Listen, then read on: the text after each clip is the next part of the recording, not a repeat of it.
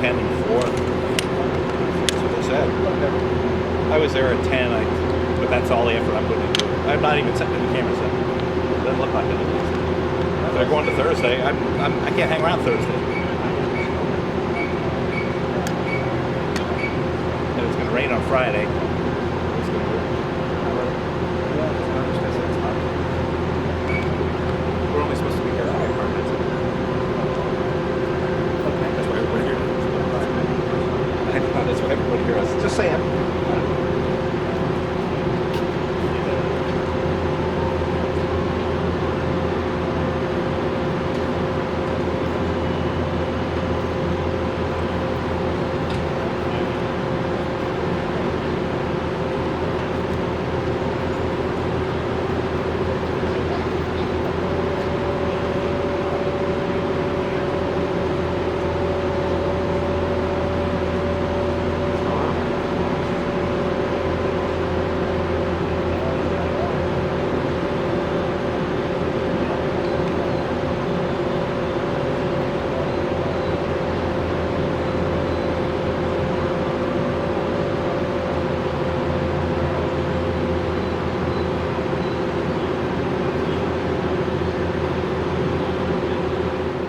With Vector. He is their public relations, social media, board member, trustee, everything. The first investor, you name it, He's- everything. Thanks guys, appreciate you all coming.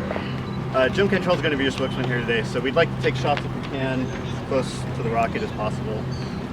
Jim Cantrell, I want you to introduce yourself. Yeah. Hi guys, Jim Cantrell, I'm the CEO of Vector. Really honored to be here. This is a place I came as a kid, and I remember walking out through this rocket garden when I was a kid and thinking how cool it was, the Saturn 1B, and I went in, spent all my parents' money in the gift shop, and I guess things haven't changed because I see kids doing the same thing today. So we're here with our own rocket, and it's quite an honor to have this little rocket, the Vector R, standing tall among these giants of history. You know, we've got the Saturn 1B over there. That was the preparation for going to the moon.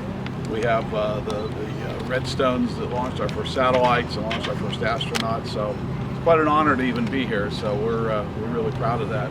So we're headquartered out of Arizona. So we're a long ways from home.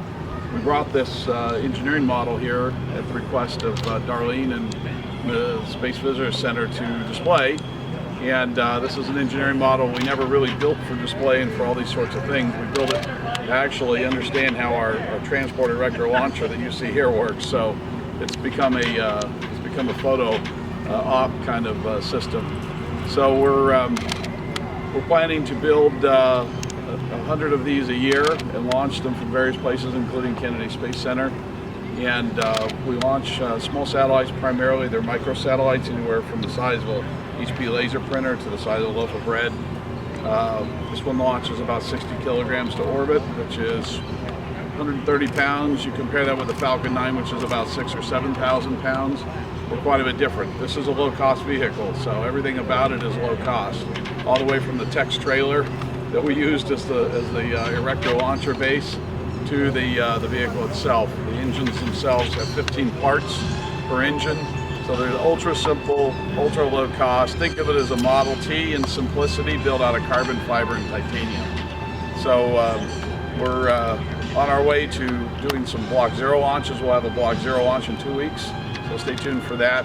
That one's back at our factory in Tucson. We'll be taking the launch site in California. And then we'll be coming out here later this year, probably for some static engine tests on the Cape and some other activities as soon as we get all the approvals. So we're looking forward to a busy couple of years, and next year starting our first customer flights. So we've sold over 100 of these launch vehicles to commercial launch satellite operators. So they're responding very strongly to the availability of this, and we'll be one of the first ones to this great space race to the small launcher market. So yes, that's all I had to say. If anybody had specific questions, and then later I'm available for one-on-one interviews if you guys like. We'd prefer to mic you up if that's all right before you take the questions. Is that okay? Sure. Whatever you want to do. How do you want to? We just got a lot real quick. You want to let? Yeah. Let us lob you up. We're gonna mic you up. Sorry. My autofocus defocused. Hi. It's Richard. Any political man.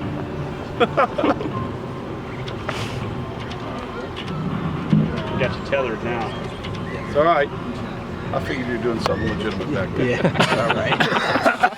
Your wallet's I was hoping there. so. I know. My wallet's in my front pocket. Okay, I was looking on that. I'm looking for it back there.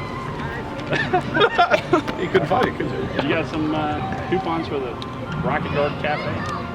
No coupons today. No Vector coupons. You ask these guys about it. Smells good, doesn't it? It smells delicious. It always does. Can you say and spell your name and your position just for the? Please. Jim, Jim Cantrell, Cantrell. I'm the Chief Executive Officer, otherwise known as CEO, bottle washer. So, Vector.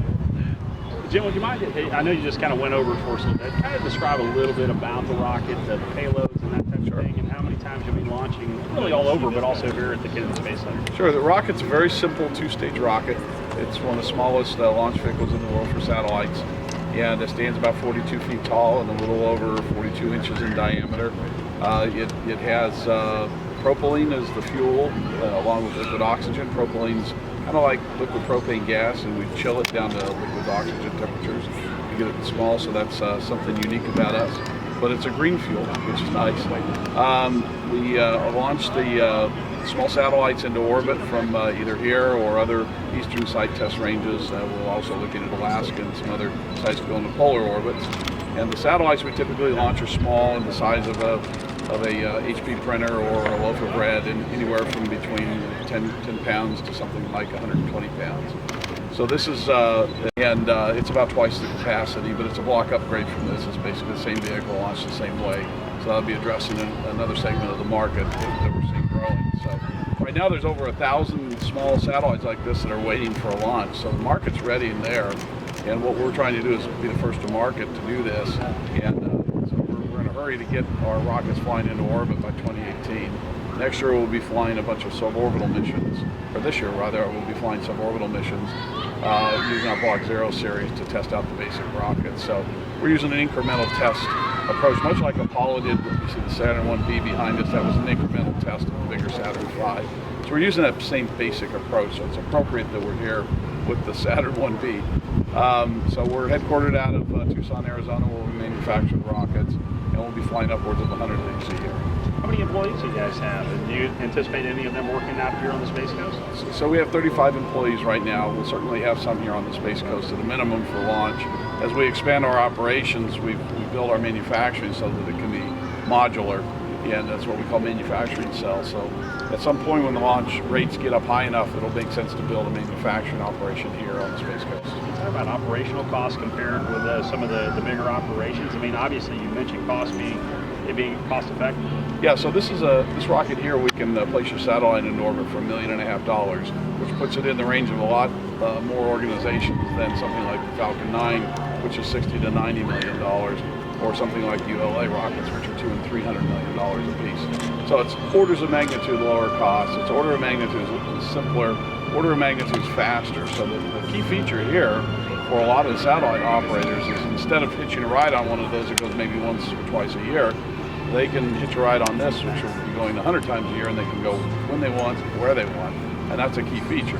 It's a lot like being able to get in a car and go to the store when you want. There's simply not that availability right today.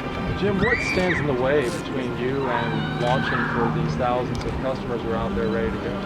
So the main thing that stands between us is time and money, and we're raising money as we speak, and we're working on a timeline that we can get some of our orbital shots going first thing 2018.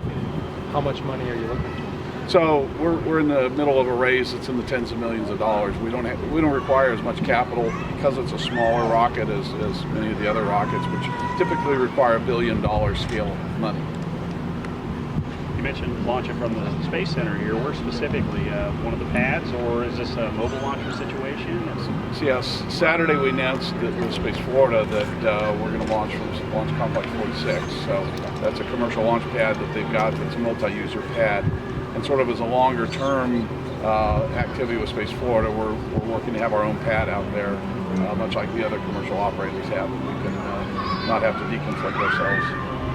Is it, you mentioned just a minute ago about this rocket being amongst these other rockets, sort of a lot of lore here with that, right? Yeah. This is a hallowed ground here for us who are in the rocket business. You have the Saturn 1B, which was the preparation for sending men to the moon, and even before that, you have the rocket that sent the first American satellite into orbit, the Redstone, and then Alan Shepard went up on another Redstone, and then the other astronauts that went up on the Atlas rockets. It's hallowed ground, so it's a real honor to have this here, even if it's on temporary display right in front of these historic rockets. Can I ask something? Yes, please. Tell us about your test flight program a little bit more detail. You're talking about launching. When are you actually going to test one of these? It's 2 weeks. And what are you going to do? We're going to light the fuse and run like hell. It's going to be a static fire hold down test. No. We've done. So let me give you a little history of the company so that puts it in context. So 15 years ago, 16 years ago, a guy named Elon Musk called me out of the blue, and he wanted to send rats to Mars, and decided he needed Russian rockets to go do that. And somebody told him to call me because I had a lot of experience converting Russian ICBMs to satellite launchers. It's another whole story I won't go into. So we got together, and I called this guy named John Garvey, and I said, John, I need your help with this billionaire who's got all this internet money to do this mission to Mars. We convinced him eventually to do a lander with a plank rotor chamber, much like the movie Mars. And so we went on our merry way to buy the Russian rockets. They wouldn't sell them to him, and Elon decided to build his own rocket, and that became SpaceX. So I joined up with SpaceX for about a year. John went on his own way. What I didn't realize when we were doing this was John was building rockets in his garage, and he had 30-foot long liquid rockets, serious rockets. He'd been building Delta IIs, launching them out of here, out of Complex 17, 18 for years. Quit that before he was working with me on this. So John and I both told Elon that this is the rocket he should build when he first started the company, because if you remember, he started with a small Falcon 1 rocket. Right. So this he thought was too small, the market wasn't there. He was right. It took 15 years for the market to come around. John went on his way to build this rocket for 15 years. I started with Elon. After about a year I left. Gwen Shotwell took over for me. And then I went off developing microsats, and then I got involved with the commercial space, Silicon Valley funded space. So about a year and a half ago, Ken Sunshine, our CFO, and I realized that this market was really getting very, very timely for this rocket. So we got the idea to put the band back together, as they say in the Blues Brothers. And so we got John, we bought his company, and we formed Vector. And so that 15 years of technology development in an instant team we inherited. So John did something on the order of 100 engine tests and done all the explosions, and made all the errors. So we inherited a rocket engine that actually works, first and second stage. In fact, it's based on 3D printed stuff from technology from NASA. And he also had done something like 35 flights, suborbital flights. Very experienced team. So we already did a flight last year using our second stage engine out of Mojave. And this one in 2 weeks will be our first full stage rocket. So it's exactly the same size as this. And it's intended to be just suborbital to test all the first stage engine in flight. We're going to fly the flight computer for the orbital flights in shadow mode. We'll be using a number of other subsystems like the autonomous flight termination system. We'll be testing all those things. So we're going to incrementally increase the complexity of each of these flights over the coming year, and creep up on the orbital flight, ultimately with a full-scale orbital flight in early 2018. So you have enough money right now to do this test of 2 weeks? Yes. Okay. What about the suborbital flight from here? I believe you mentioned in the summer. So that's part of our planning. If we can get FAA and Air Force approval, that will come sometime this summer. But you have the funding to do the launch. You just need approval. Yeah, we're always raising money, but yeah, we have the money to do So that. tell me about that suborbital profile. How high do you want to go? Eventually, we want to go to several hundred kilometers, but the first ones are going to be under 50,000 feet because we're using FAA waivers. Yeah. And then tell us about the customers that you have. If you can name Sure. anybody No, I can name specifically. customers. Characterize them. Yeah. So our customers are all commercial in nature. So they're all commercial funded venture-funded companies. One is called ICEYE. They're out of Finland, and they're going to fly 100 radar satellites, and they built their first 2. They're currently waiting on their first flight on a Falcon, which keeps getting demanifested and moved along. So it may be that we fly them before Falcon can get around to flying them. But they're small little radar satellites that take radar images of the Earth. And so this is something that they're able to build for single-digit $1 million that the NRO and those guys spend billions, tens of billions of dollars trying to build. So it's again, like us, it's an order of magnitude smaller capability, and we're a perfect match for that. Another company, York Space Systems, who essentially builds smaller, expensive satellite box, matches it to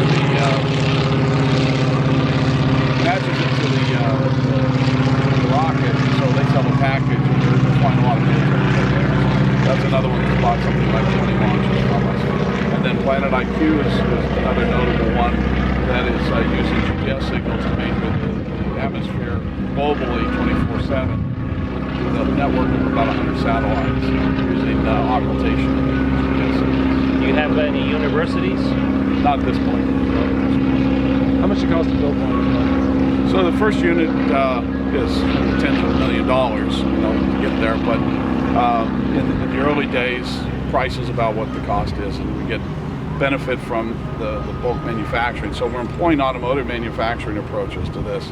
Our director of manufacturing came from Vector Automotive, which was, if you remember back in the 80s, was an American supercar built in Los Angeles. So he set up that whole manufacturing line. So we borrowed from that limited automobile manufacturing approach, which by the time you hit 100 a year, you get a pretty substantial discount on what they cost. On an order of your profit margins are well above 50%.